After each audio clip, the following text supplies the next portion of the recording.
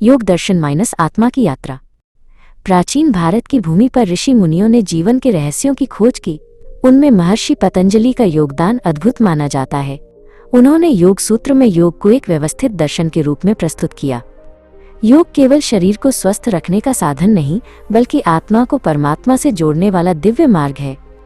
ये साधना व्यक्ति को मानसिक शांति, आत्मज्ञान और जीवन के अंतिम लक्ष्य मोक्ष की ओर ले जाती है। एक दिन एक जिज्ञासु शिष्य ने अपने गुरु से पूछा, गुरुदेव, योग क्या केवल व्यायाम है या कुछ और गहराई रखता है? गुरु ने शांति से मुस्कुराते हुए उत्तर दिया, बेटा, योग का अर्थ है मिलन।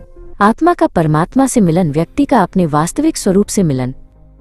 जब मन की चंचलता थम जाती है तब योग होता है। ये साधना शरीर को स्वस्थ करती है, साथ ही आत्मा को भी प्रकाशित करती है। महर्षि पतंजलि ने योग का सार एक छोटे सूत्र में दिया, योगश्चित्त वृत्ति निरोधा। इसका अर्थ है योग मन की वृत्तियों का निरोध है। हमारा मन हर क्षण बदलता रहता है, कभी इच्छाओं में उलझा, कभी भय में, तो कभी स्मृतियों में भटकता है। जब तक मन अस्थिर है तब तक शांति संभव नहीं। योग वह प्रक्रिया है जिससे साधक मन को स्थिर करता है और आत्मा की शांति का अनुभव करता है। हमारा मन हर समय विभिन्न दिशाओं में भागता है। भविष्य की चिंता हमें परेशान करती है, अतीत के पछतावे हमें बांधते हैं, इच्छाओं की दौड़ हमें थकाती है, ईर्ष्या और क्रोध हमें जलाते हैं। ये चंचलता भीतर की शांति को नष्ट कर देती है। पतंजलि कहते हैं, जब साधक मन पर नियंत्रण प्राप्त कर लेता है तब भीतर का आनंद प्रकट होता है। योग मन को नियंत्रित कर उसे शांति की ओर ले जाता है। गुरु ने शिष्य को समझाया, योग अचानक मिलने वाली वस्तु नहीं है, ये सीढ़ी दर सीढ़ी चढ़ने वाली साधना है। जैसे किसान खेत तैयार करता है, बीज बोता है, पानी देता है और अंत में फसल प्राप्त करता है, वैसे ही योगाभ्यास धैर्य और अनुशासन चाहता है। महर्षि पतंजलि ने साधना की 8 सीढ़ियां बताई हैं। इन्हें अष्टांग योग कहा जाता है। यही योग दर्शन का मूल मार्ग है। अष्टांग योग का पहला अंग है यम। यम 5 प्रकार के हैं। अहिंसा, किसी भी प्राणी को हानि न पहुंचाना। सत्य, हमेशा सत्य बोलना। अस्तेय, चोरी न करना। ब्रह्मचर्य, जीवन में संयम रखना। अपरिग्रह, लोभ और संग्रह से दूर रहना। यम साधक के बाहरी आचरण को शुद्ध बनाते हैं। ये आत्म नियंत्रण की पहली सीढ़ी है। अष्टांग योग का दूसरा अंग है नियम। नियम 5 प्रकार के हैं। शौच, शुद्धता। संतोष, संतुष्टि। तप, कठिनाइयों में भी साधना। स्वाध्याय, शास्त्र अध्ययन। ईश्वर प्रणिधान, ईश्वर को समर्पण। नियम साधक के भीतर अनुशासन और आत्मिक बल पैदा करते हैं। इससे जीवन सरल, संतुलित और पवित्र बनता है। अष्टांग योग का तीसरा अंग है आसन। आसन केवल शारीरिक व्यायाम नहीं, बल्कि शरीर को स्थिर और स्वस्थ बनाने की कला है। पतंजलि कहते हैं, स्थिर सुखम आसनम, अर्थात सही आसन वो है जिसमें साधक बिना थके लंबे समय तक बैठ सके। योग आसनों से शरीर लचीला, मजबूत और रोग मुक्त होता है। ये साधक को ध्यान के लिए तैयार करता है। अष्टांग योग का चौथा अंग है प्राणायाम। प्राणायाम का अर्थ है श्वास प्रश्वास का नियंत्रण। हमारी श्वास केवल शारीरिक क्रिया नहीं, बल्कि जीवन ऊर्जा है। प्राणायाम से प्राण का संतुलन होता है और मन शांत होता है। साधक जब प्राणायाम करता है तो उसकी ऊर्जा भीतर केंद्रित होती है और वो गहरी एकाग्रता तथा ध्यान के लिए तैयार हो जाता है। अष्टांग योग का 5वां अंग है प्रत्याहार। प्रत्याहार का अर्थ है इंद्रियों को बाहर की वस्तुओं से हटाकर भीतर केंद्रित करना। जैसे कछुआ खतरे के समय अपने अंग भीतर खींच लेता है, वैसे ही साधक अपनी इंद्रियों को नियंत्रित करता है। प्रत्याहार से साधक इंद्रियों पर विजय पाकर मन को भीतर ले जाता है। अष्टांग योग का 6वां अंग है धारणा। धारणा का अर्थ है मन को किसी एक बिंदु पर स्थिर करना। साधक अपने चित्त को किसी मंत्र, देवता, प्रकाश या श्वास पर केंद्रित करता है। शुरुआत में मन बार बार भटकता है, लेकिन अभ्यास से स्थिरता आती है। धारणा से एकाग्रता बढ़ती है और साधक भीतर गहरी शांति का अनुभव करता है। अष्टांग योग का 7वां अंग है ध्यान। ध्यान का अर्थ है निरंतर और सहज एकाग्रता।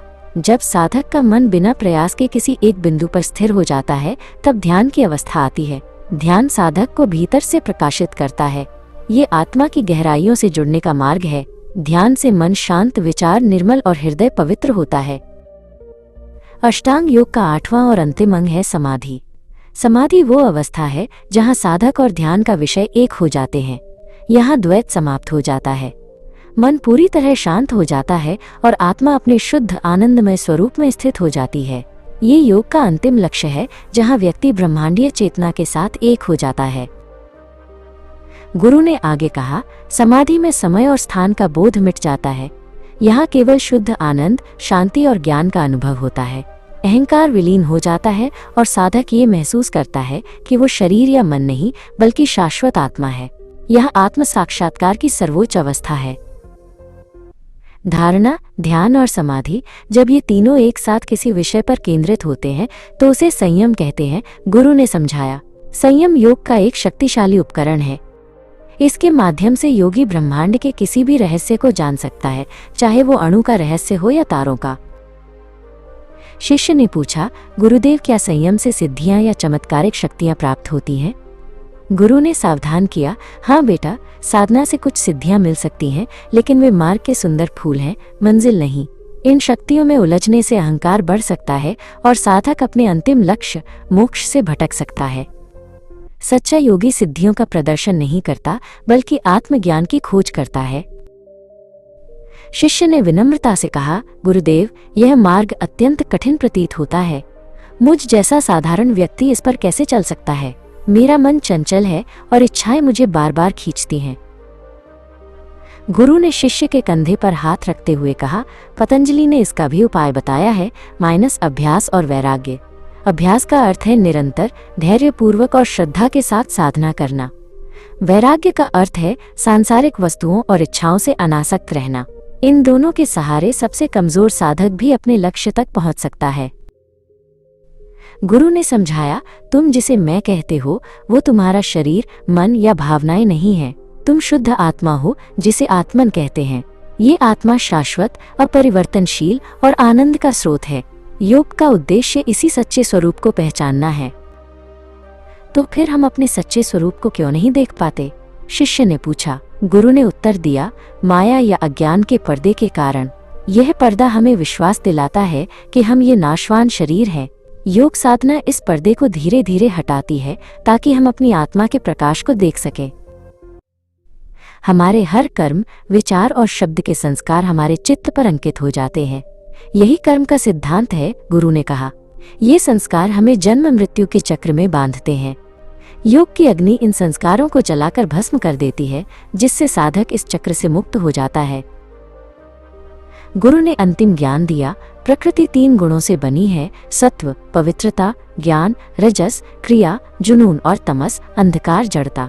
ये तीनों गुण हमारे मन और व्यवहार को प्रभावित करते हैं। योगी का लक्ष्य इन तीनों गुणों से परे जाना है और शुद्ध चेतना की स्थिति में स्थित होना है।